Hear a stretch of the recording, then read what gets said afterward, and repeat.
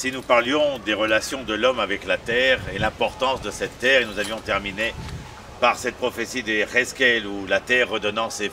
fruits, où nous étions témoins de la floraison de cette terre et bien entendu du retour des enfants d'Israël dans leurs frontières.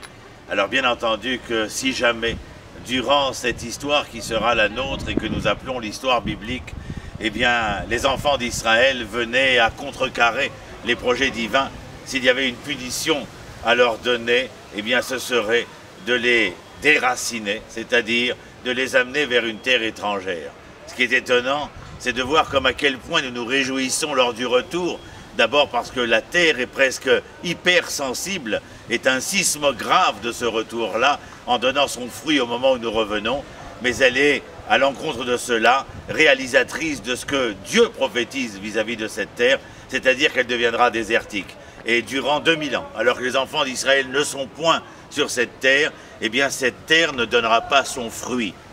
Et il ne manqua guère de population, comme l'a rappelé mon ami le professeur Eliaou Atlan, nombre de peuplades qui viendront pour conquérir, pour s'investir dans cette terre, mais jamais, au grand jamais, celle-ci ne viendra et ne répondra à leurs aspirations.